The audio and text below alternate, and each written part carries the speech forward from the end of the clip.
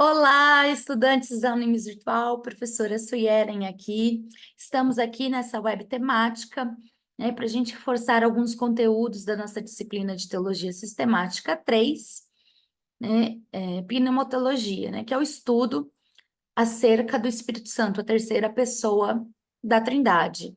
Então, para a gente conversar, eu vou pautar um pouquinho nos temas do que foram as discussões do Fórum da TD1 e da TD2, que ainda estão abertas, se encerram amanhã, dia 27. Então, assim, para a gente discutir, que essa concepção da Ruá de Yahvé ou Elohim, dependendo do texto do Antigo Testamento, e Pneumarraio no Novo Testamento. E aí, o que é importante a gente entender, a gente ter essa noção? A gente ver essa transformação, um pouco dessas mudanças, que vai tendo um pouco nessa compreensão acerca, do Espírito Santo. Por quê? Porque você tem diferenças, porque são muito tempo, muitos séculos nessa compreensão, nessa reflexão teológica que o povo fazia, para se ter, essa construção. E aí, depois, posteriormente, nos concílios das igrejas dos primeiros séculos, é que se começam, então, a organizar a doutrina da Trindade, a ideia realmente das três pessoas, Deus Pai, Deus Filho e Deus Espírito Santo. E aí, isso é uma discussão posterior. O que que a gente tem? Os textos bíblicos, E aí, a partir dos textos bíblicos, para a gente entender. Por quê, você pode ver no material didático, a gente foi trabalhando livros, blocos de livros por livros. Por quê? Porque é importante a gente considerar, uma boa teologia sistemática vai considerar os resultados da teologia bíblica, da exegese, para você poder, então, sistematizar sem distorcer texto bíblico, Não dá para a gente pegar ali Gênesis 1, por exemplo, e falar da Ruá que movia sobre a face das águas, e aí pegar lá o versículo, vai fazer lá, façamos o ser humano a nossa imagem e semelhança, pronto, tá a Trindade ali. Será? Por quê? Porque o façamos ali, ele está concordando com o Elohim. Lembram das aulas de hebraico? O in no final, terminação masculina de plural. E aquela ali é uma ideia do plural de majestade, utilizado para se referir a, a Deus, Você usa esse plural de majestade, Elohim. Então, muitos textos, Elohim está falando de Deus, de Javé. Pequenos casos que vai ser utilizado para referir-se a deuses e geralmente a outras divindades, Sejam elas ali do meio do povo ou estrangeiras. Mas, em geral, é utilizado para Elohim. Então, ali você tem Deus criando as coisas ali na primeira narrativa de Gênesis 1, nessa ordem dos dias. E aí você tem ali a manifestação, a descrição de que a Ruá, esse vento de Elohim, o epíteto divino é Elohim, que é usado ali. Então, você tem o vento de Elohim, a Ruá de Elohim pairando, sobre as águas, Essa ideia mesmo do tremer, mas você não tem a ideia do filho ali. Não tem essa concepção. O que o Antigo Testamento vai demonstrar vão ser esperanças messiânicas.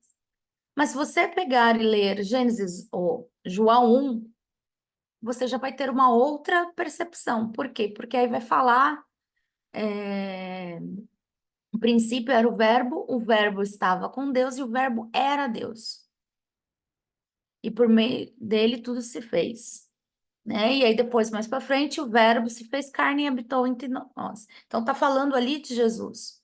E ali começando a esboçar essa ideia, que posteriormente nos concílios vão se firmar dessa natureza humana e divina de Jesus.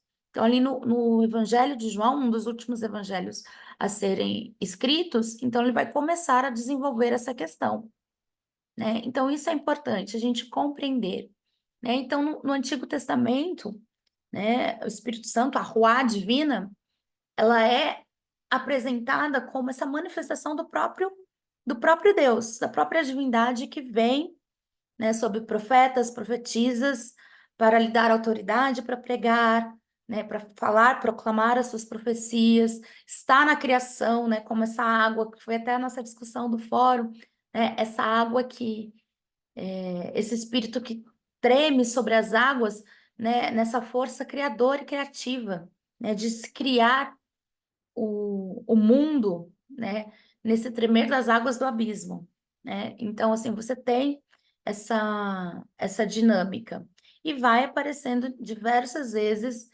como essa habilidade, né, de capacitar, né, a pessoa que é chamada por Deus para fazer a sua tarefa.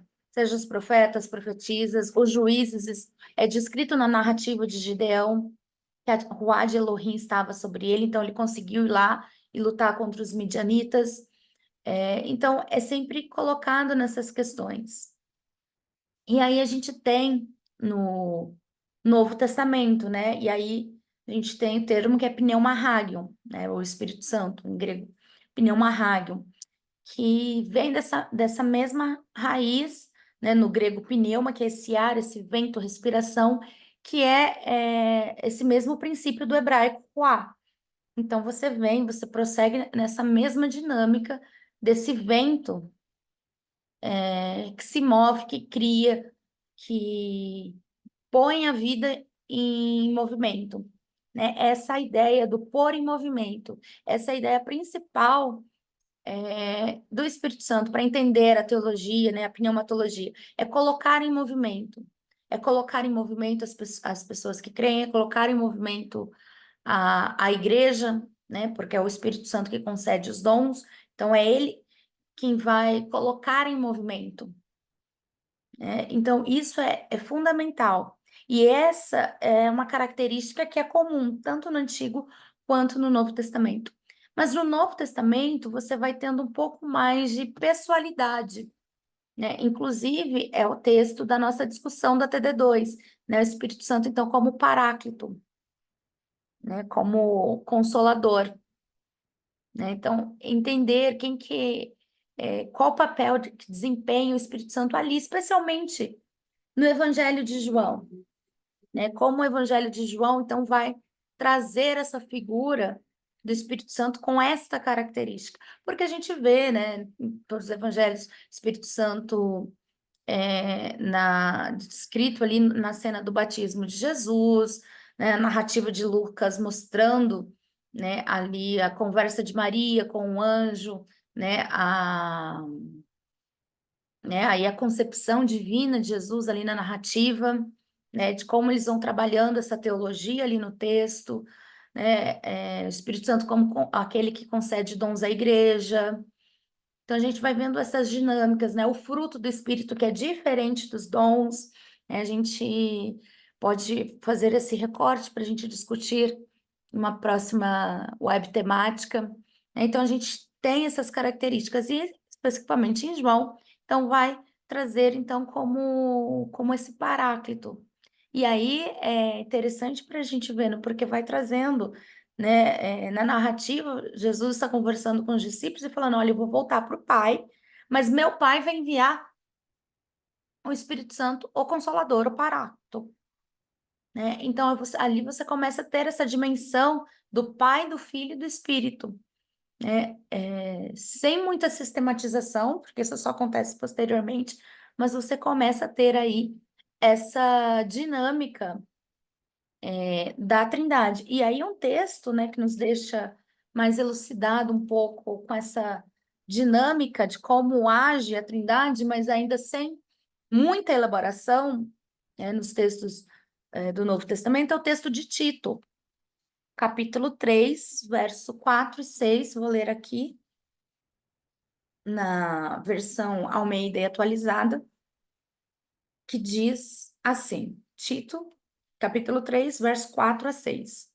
Quando, porém, se manifestou a benignidade de Deus, nosso Salvador, e o seu amor para com todos, não por obras de justiça praticadas por nós, mas segundo sua misericórdia, ele nos salvou mediante o lavar regenerador e renovador do Espírito Santo, que ele derramou sobre nós ricamente por meio de Jesus Cristo, nosso Salvador.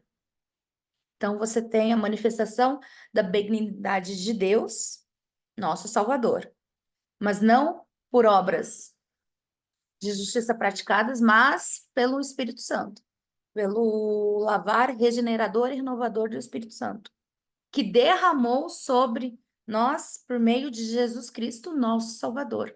Então, aqui você tem um texto que vai apontar um pouco nessa característica da ação trinitária na salvação.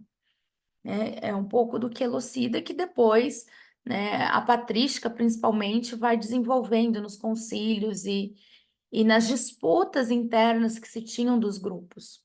A gente não pode esquecer também que, para além da teologia, existia também disputas políticas ali, né? Isso vocês estudam bem na disciplina de História da Igreja para entender esses outros cenários por trás, né, das discussões teológicas. Então, assim, é importante, né, a gente conhecer, a gente perceber, e isso vai aumentando, né, a nossa capacidade mesmo de reflexão. Então, assim, é sempre muito importante, qualquer fundamentação teológica que a gente vai fazer, a gente pegar e fazer esse recorte. Qual texto que eu vou partir? Porque a Bíblia, ela tem diversos contextos, né? É muito difícil, tanto no Antigo quanto no Novo, você tentar traçar uma única teologia, porque não tem. Você tem grupos, muitas vão ser similares, sim, né? E aí é importantíssimo a gente pausar e pensar. E aí, principalmente, se tratando do fazer a reflexão teológica a partir da teologia cristã, né? E aí, então, tem que fazer as reflexões partindo da pessoa de Jesus Cristo, né? Tanto das discussões teológicas quanto das históricas também, para nos ajudar a fazer uma boa teologia, uma teologia coerente, né? Uma teologia que não vá distorcer textos bíblicos. Acho que isso é importante, né, para as nossas discussões. Então, nós vamos ficando por aqui. Qualquer dúvida, qualquer questão, estou à disposição. E aí, nós teremos mais uma web temática antes das APs, né, que será no dia 11 de março, né? Então, vocês já podem anotar aí na agenda, eu vou conferir aqui, é isso mesmo, 11 de março, né? Então, nós teremos outra web temática às 19 horas. Então, se organize aí para participar. Um forte abraço.